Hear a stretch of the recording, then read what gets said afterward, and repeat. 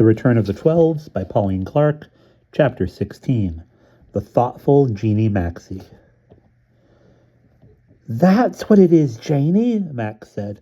"I thought of it at once, when Daddy said that the creeper would be crushed and broken.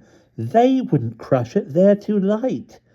Stumps knows the way. He's done it as far as my room, and the attic window was open, and I stood Stumps on the sill when I talked to Philip. And that would remind him. And Jane, I've just thought, B. Crashy heard every word Philip said to me about the professor in America, because he was in my pocket. He wasn't frozen. I had my hand on him. I could feel him move. He was listening, I expect." They had run off into the pig garden to avoid the reporter who was still in the yard. They sat on some bales of straw at the far end, in a small Dutch barn. "Wasn't it awful when Daddy said it? Did you see Mr. Rochester look at us?" "Do you mean you think Butter knows they're in danger and he's taken them to hide somewhere?" she answered. "Yes, that's what I mean. You know about Butter having mysteries revealed to him that are hidden from the others," Max said. "We may never find them again," remarked Jane sadly. "And I can't bear not to know what happens to them. I'd almost rather they went to America." "Oh, no," Max said. "They ought to stay here." "Max," Jane asked him, "how did they reach the attic window sill? It's quite high, you know." "They'd swarm up my bit of string," Max said at once. "Don't you remember? There's a bit of string dangling from the window thing. The hasp, you call it. Let's go and see. The reporter's gone. I heard his engine." They ran, racing each other over the pig garden. It was like a detective game, and they felt they must follow up every clue. They reached the attic, red and breathless, and dived for the window. "There isn't any string, Maxie."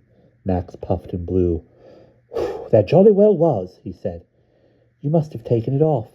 How could they reach the sill? The stool's too far away, and they can't move things," Jane said. "I know they climbed up the string," Max said stubbornly. "It's to do with imagining what they would do. I told you how I imagined how Stumps found Brutus's door, and he had. It was all true. I can't always do it, but I'm sure they went down the creeper, and I can't understand about the string.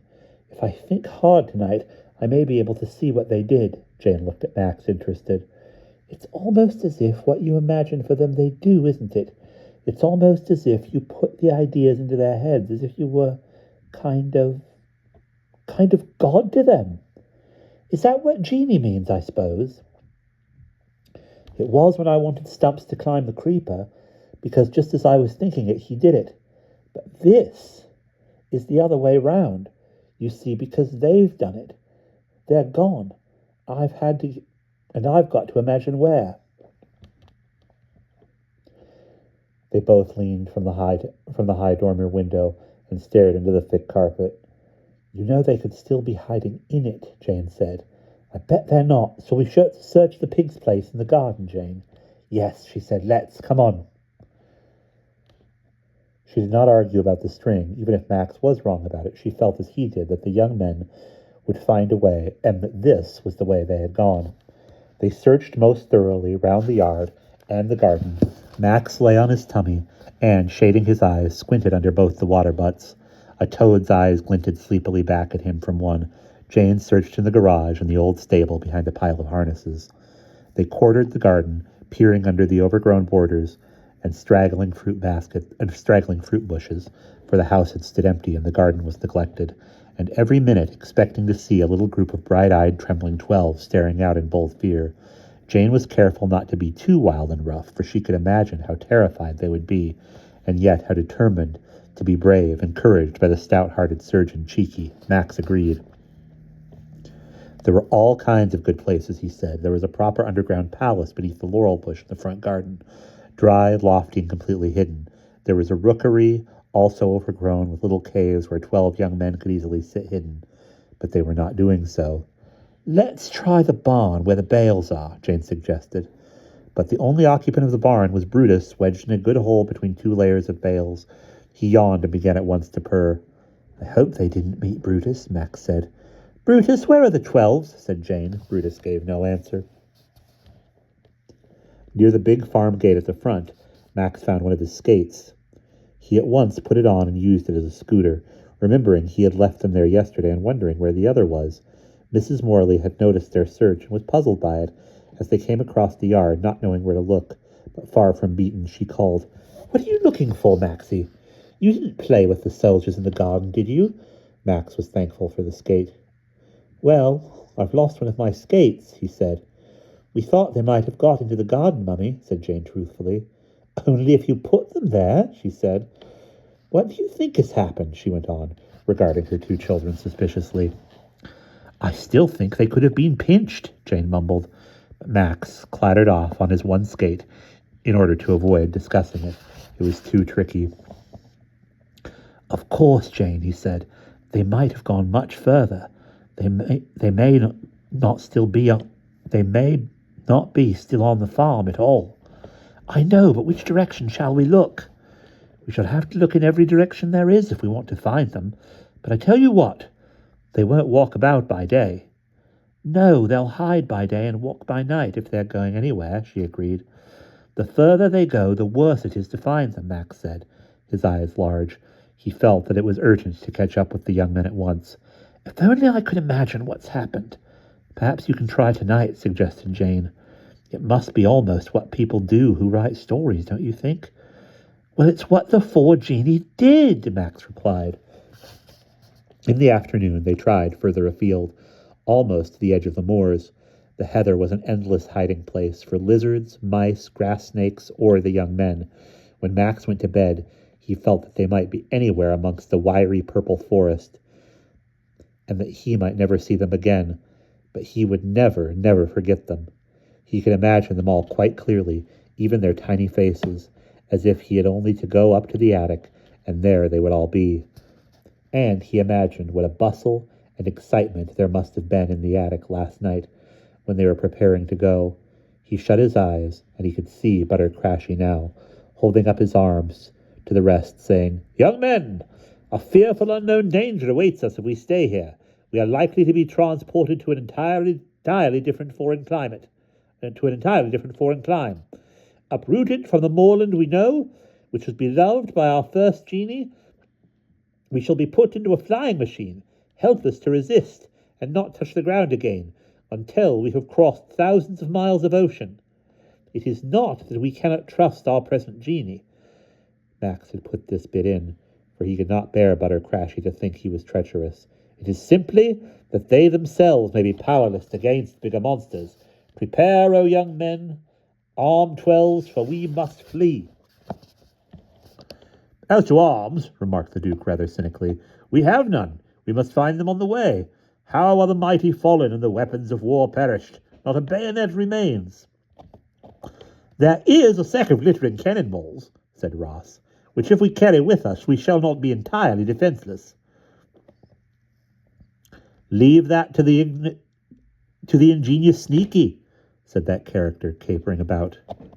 "I shall lead the expedition," Stumps announced, "because I have made this journey before the other way round. Now we shall go down the rigging instead of up it." "Child's play," said Monkey, Tracky, and Cracky, skipping up and down, "especially to midshipmen." "We shall see as to that," remarked poor Gravy in his usual melancholy manner of looking on the darkest side and remembering his narrow escape up Rucksack Hill. Others remembered it too and laughed. Kings, Perry, and Sneaky were now standing with their arms on their sides of the canoe, with their arms on the sides of the canoe, pushing it gently back and forth. "Think how it would help us across the great rivers," Perry said. "It's impossible with all my ingenuity to move it, however," said Sneaky. "Cannonballs, yes. The invincible, no." "Forward march! Leave, everyone," said Bravey, clapping his arms across his chest with excitement. "Assemble here," called Cheeky the surgeon. "You laggards, Stumps is already nearly at the top." Stumps was climbing the piece of string Max had left dangling from the window fastener. Max was not surprised to see this. He knew he had not moved the string. "The thoughtful Genii MaxxiI," remarked the patriarch, "prepares for our every need. Up, Monkey, since you are so important." Monkey swarmed up the string, followed quickly by Cracky and Tracky, singing, "Way up she rises." As they climbed, there followed Kings, Sneaky, and Ross. "Now," called Sneaky, "the bag of cannon, boys." Sneaky had dragged Max's bag of marbles by the string round its neck to the foot of the rope. The rest now tied it on. Then it was hauled up, clinking and swaying, and landed on the sill. "Hooray!" shrilled the 12s above and below, as the bag was untied and the rope lowered again. Gravy next attempted to climb, and only lost his grip once, when all the young men were peering down from the sill, looking like a frieze of figures in the moonlight. The patriarch was slung into a bosun's chair made by the middles, which was really a simple loop tied at the end of the string. Over his knee he held the colors. Then he was hauled up with dignified slowness, not because he could not climb, but because he was special and was welcomed with a cheer. The sill was by now somewhat crowded with cannonballs, the flag of the 12s. "Untie the rope," commanded the Duke. "Foolish to leave behind what the genie thoughtfully provide." Of course, Max thought, as he seemed to see the string untied and reeled tidily into a coil by willing hands. They took it with them. They used it, he thought, even when they went down the steep creeper, and he imagined he could see Stumps heading this crawling line, followed by 5 more, all roped round the rumbling bag of cannon in the middle, also tied on. Then the remaining 6 behind. The weight of the cannon was held back by the 6 above from the crashing 6 in front. How sensible and brave they are, Max thought, and he seemed to hear the rustling of the leaves as they made their descent. Now and then someone slipped and cried shrilly, or another scrambled, clutched, and swore. But on the whole, it was done in an orderly way, befitting the 12s, even to the carrying of the colors. Once at the bottom, they untied themselves, and the Duke told off 4 strong men to drag the cannonballs, and they set off in a line for the front gate. It was here that Max's imagining became a little muddled. It was almost as if he had been left behind round the counter and could not see. But he thought he heard cries of delight and discovery, and then many of their thin voices talking together, arguing. Perhaps they were arguing which way to go. Then Butter's voice, louder and more commanding, said, "It is a carriage provided by the thoughtful genie. It is ungrateful not to use it." Sounds of hearty agreement greeted this remark. Then Max heard a familiar kind of rumble, and saw the gleam of something which looked like a gun carriage. The young men had loaded their cannonballs onto it. 6 aside were pushing it toward the road. At the brow of the slope, he saw them clamber aboard themselves, the Duke giving a good heave and leaping on last, as a man does pushing off a boat. The small flag was held aloft in the middle. Then, with a rumble which grew fainter and fainter, Max thought he saw the little chariot loaded with their crouched forms disappear down the moonlit road toward the valley where the beck ran. Max slept peacefully after this, without another thought. It was only when he woke up in the morning that he thought, "It was the skate! It was my skate they went on."